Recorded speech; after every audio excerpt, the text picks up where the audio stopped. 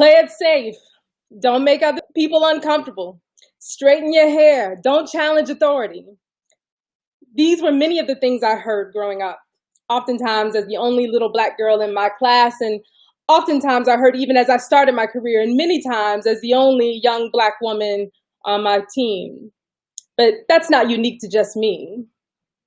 Many marginalized communities, Black, Latinx, Native American women, have also heard these stories of playing it safe. See, and these were well-intended advice, people cognizant of the shoulders that we stood on of the people who came before us, the people who sacrificed a lot for us to walk so freely through these open doors. Also cognizant of the fact that for many of us, we are still the first to open some of these doors, and we have to hold the door open for all of those who come behind us. And as a result, we play it safe. We don't take enough risks. And the danger in not taking risks is that we're not thinking big enough. The danger in not taking risks is that we're not failing and learning how to get up enough. The danger in not taking enough risks is that we're not believing in and trusting ourselves enough. I am Latasha Gillespie, and I work for that small startup called Amazon. And at Amazon, we pride ourselves on being the world's most customer-centric company. We literally obsess over you, our customers. We move heaven and earth to meet customers' needs. And as Lisa so graciously introduced me, I started my career at Amazon as the head of D&I for Amazon Corporate, and for the past 2.5 years, launched the Global Diversity, Equity, Inclusion Organization for Amazon Studios.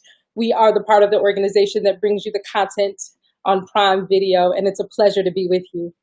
And today I want to talk a little bit about the importance of risk-taking. See, the mistake is that we think that we can wake up overnight and just automatically start taking this big risks. It doesn't happen that way. Risk is a muscle. It's a muscle that has to be exercised every day in big ways and in small ways. And it has to be exercised because it's a mentality shift. It's the difference in playing not to lose versus playing to win. See, when you play to win, you have a sense of urgency. You have a hustle. You have a fearlessness. I want to share a couple of examples of what learning to take risks in my career and in my business looked like. Leading up to 2017, we had just come off the summer of 2 to 3 years of numerous murders of unarmed Black people, Tamir Rice, Sandra Bland, Eric Garner, and many and countless others. Communities of color were hurting. Black employees were hurting. When they swiped their badge into our company, that pain didn't go away. That fragility of life didn't go away for them. Our customers were hurting. And as the head of diversity, equity, and inclusion, I knew that I needed to have a sense of urgency, to have a hustle, to have a fearlessness to help us work through that. So I brought together some of the nation's most brilliant minds, academics, activists, practitioners, to have our very first core conference or conversations on race and ethnicity. We were met with a lot of skepticism. We were met with cynicism. We were met with fear. We were called out for inviting white people to the table, because oftentimes when we have conversations about race, it's people of color talking to ourselves. And if we were going to have a real conversation, then we needed every race at the table. And to be honest, we knew a conversation needed to be had, but we weren't even sure we were ready to have it.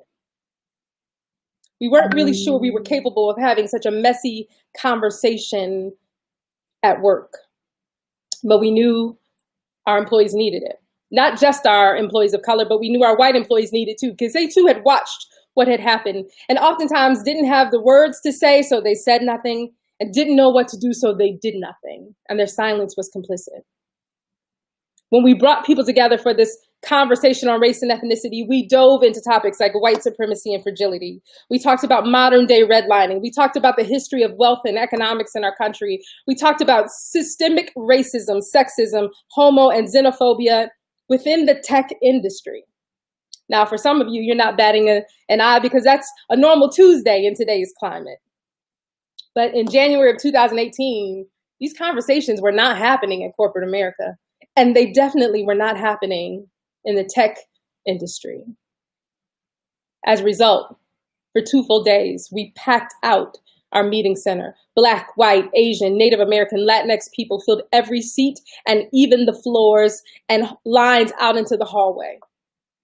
And in the process of having this very truthful conversation based on data, rooted in history, we changed how we think about and how we see customers. It changed how executives structured their teams. It changed lives. And we know because of the various testimonials that we received as a result of it. It was a risk. Didn't know if it would work, but we knew it was needed.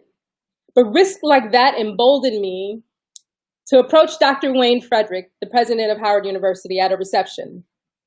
I heard Dr. Frederick speak at this particular reception, talking about his vision for a program where his students across multiple disciplines would learn the ins and outs of the entertainment industry. Howard had produced numerous talent that we saw in front of the screen, but they wanted to raise up a generation that also understood the business side of entertainment.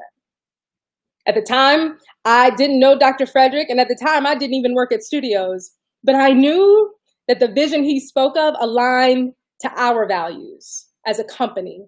I knew his vision aligned to my personal values. And so again, I had to take a risk. With that sense of urgency, with that hustle, with this fearlessness, I made my way to the front of the room and asked Dr. Frederick, how can we be a part of this vision? If you're not talking to Amazon Studios today, can I facilitate that conversation? And he said, absolutely. And over the next couple years, I sent emails, I knocked on doors, I made phone calls, I kept talking to Dr. Frederick about this program. I was looking for someone who had my yes, because someone had my yes, I just had to figure out who it was. Sometimes you are trying to get something done and get something accomplished and you get frustrated. You need to remember somebody has your yes. Doesn't matter how many no's you get, you only need one yes. Turns out, it was me. I had my yes. As the universe would align, I would end up moving to LA to launch the DEI function for Amazon Studios. And I'm proud to say in January of this year, we launched the first cohort of the Howard University Entertainment Program, sponsored and powered by Amazon Studios.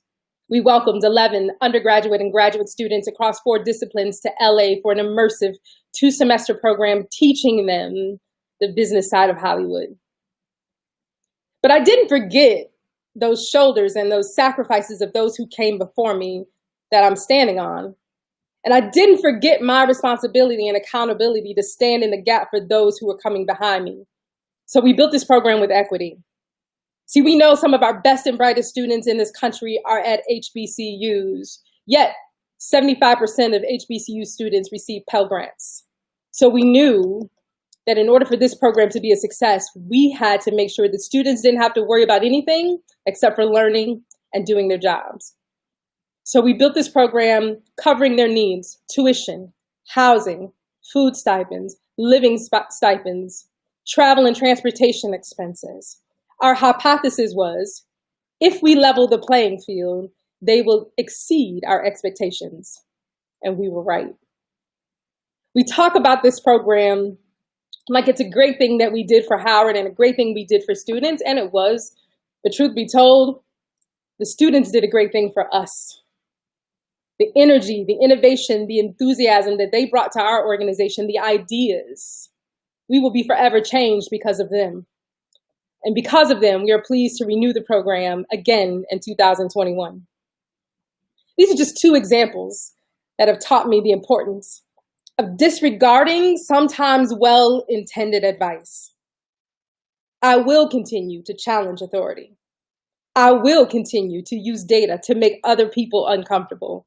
I will not play it safe, and I definitely will not straighten my hair. I will take one risk every day, and I'm encouraging you to do the same, because if you're not living life on the edge, then you're probably taking up too much space.